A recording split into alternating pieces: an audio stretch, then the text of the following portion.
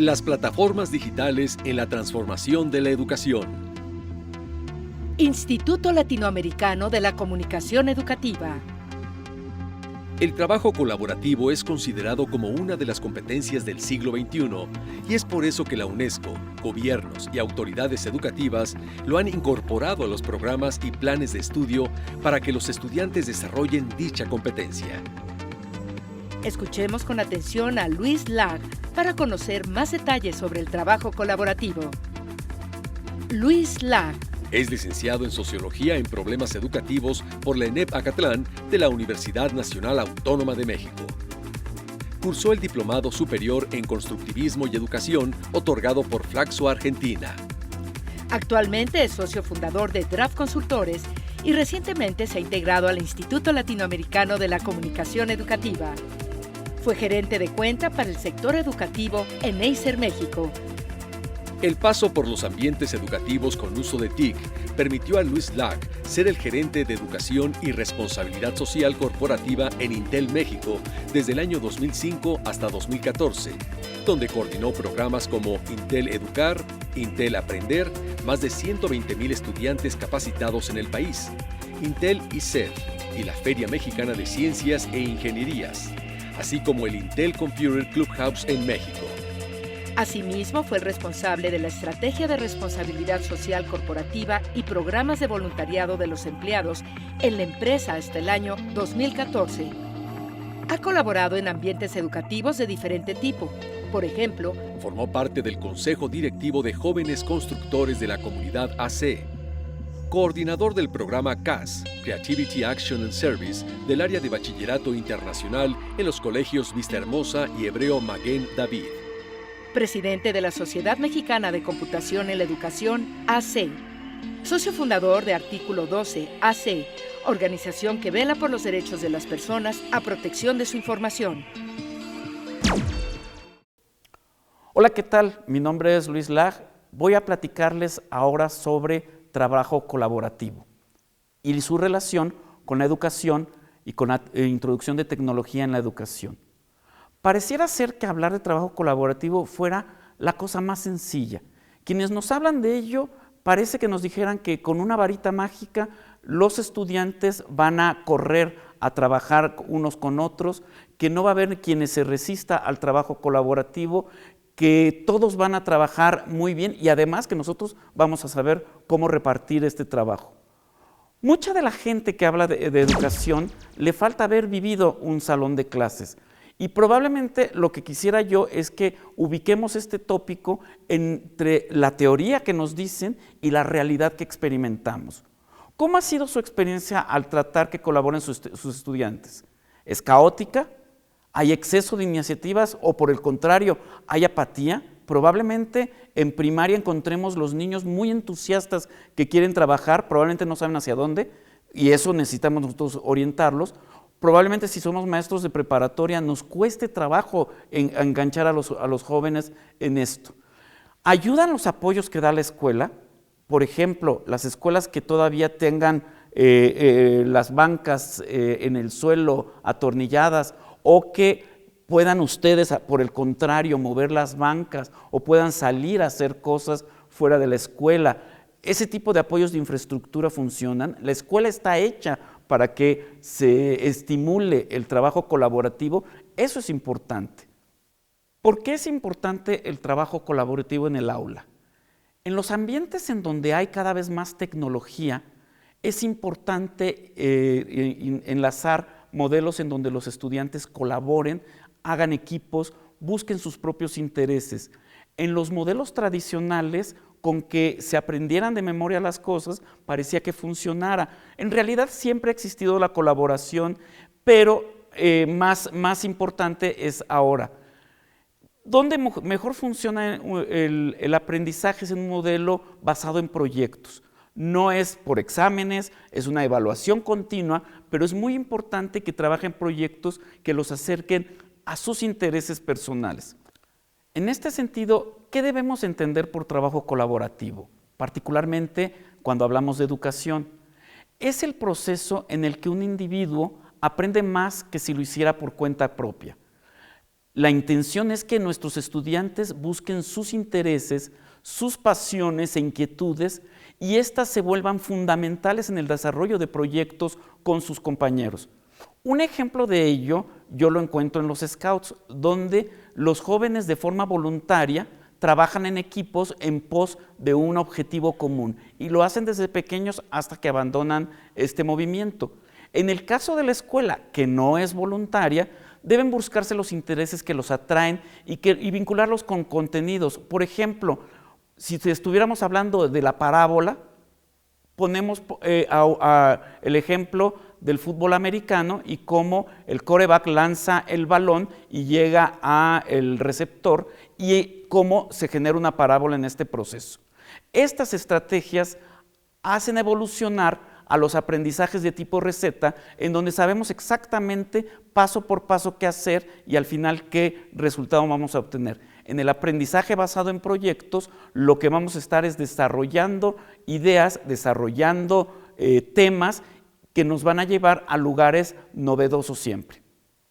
¿Cómo se relaciona la tecnología con el aprendizaje colaborativo? La tecnología es muy importante, pero no es lo fundamental en el aprendizaje. La tecnología son herramientas, por muy poderosas que éstas sean, pero nunca dejan de ser herramientas a nuestro servicio. Lo importante en la educación está en la metodología, en cómo acercamos a los estudiantes a producir conocimiento, a aprender y a utilizar la tecnología en la medida en que lo requieran. Trabajar en equipo no debe de ser un yo copy, tú paste y cada quien va haciendo una tarea mecánica como ha sido los típicos trabajos de equipo. La intención es que los estudiantes colaboren desde diferentes perspectivas. Habrá alguno que sobre un tema determinado le interesa ver la parte artística. Por ejemplo, vamos a hablar de Bob Marley y el reggae.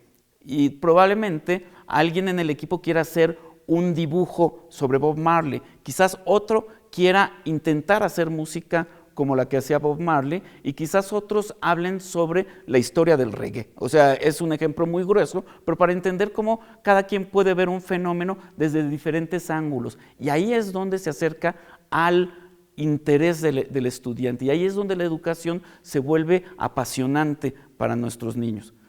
Los estudiantes talentosos o con discapacidad también pueden colaborar desde otros ángulos. Un estudiante talentoso que va mucho más rápido del grupo, probablemente podamos dejarlo trabajar individualmente y después que él se vuelva una especie de asesor del resto del grupo para determinados temas. Un chico, en cambio, con discapacidad también puede trabajar y la tecnología nos ayuda mucho a su ritmo ir generando contenidos como lo hace el resto del grupo. Algunos ejemplos de tecnologías que están a nuestro alcance y que nos permiten destapar todas estas posibilidades son, por ejemplo, Khan Academy, que es una portal en donde puedes aprender matemáticas, ciencias en general, pero además puedes subir a todos tus estudiantes y puedes ir viendo el rendimiento que estos están teniendo y de pronto puedes detectar quiénes son los más talentosos y que te ayuden con los estudiantes que están más rezagados. Para todo eso te puede ayudar esta plataforma. Google tiene, por ejemplo, Google Expeditions, que puedes hacer viajes increíbles de realidad virtual trazando un desarrollo instruccional, que es lo que se requiere que tú trabajes como maestro, pero que está toda la tecnología ahí, que te da cosas impresionantes. O por ejemplo Google Earth o Google Maps, que puedes hacer viajes por todo el mundo trabajando con los estudiantes. El tema es que cuando introducimos todas estas tecnologías, puede ser que nos podamos emboletar con los estudiantes y de pronto no les demos la metodología que deben de ellos de seguir y entonces nos perdamos en el camino.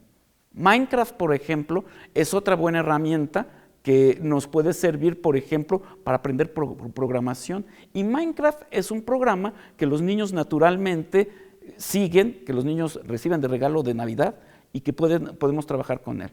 O otro programa que se llama Science Journal, que lo pueden encontrar y lo pueden bajar a su teléfono celular y en donde los estudiantes pueden desarrollar proyectos científicos y les sirve como bitácora de su proyecto, pero además puedes utilizar los sensores de tu teléfono celular para medir la luz, los campos magnéticos, etcétera. O sea, puedes hacer muchas cosas con todo este tipo de tecnologías. ¿Qué dificultades tienen ustedes docentes con el aprendizaje colaborativo? Seguramente la primera de ellas tiene que ver con la metodología que ustedes utilicen, cómo organizan a los estudiantes, cómo reparten deberes para que el equipo opere, cómo los acercan a cosas que les interesan. Para ello también es recomendable, además de este curso, que busquen cursos que hablen sobre aprendizaje basado en proyectos. Eso les va a poder servir de mucho. También van a encontrar ustedes, a la hora de incorporar este tipo de metodologías, que puedan encontrar resistencia de los estudiantes, particularmente conforme van siendo más grandes y que pareciera que no se sorprenden de las cosas nuevas que encuentran. Pero si logran encontrar la manera en que ellos se conecten con cosas que les interesan, va a ser seguramente mucho más fluido con el tiempo. También podemos encontrar resistencia de los docentes, de los estudiantes, de las autoridades y en general de toda la población a la que estamos sacando de su área de confort. No es fácil dar cambios, pero no son imposibles tampoco. También necesitamos un modelo de capacitación docente y eventualmente también capacitar a los estudiantes en el uso de herramientas tecnológicas. ¿Cómo iniciar?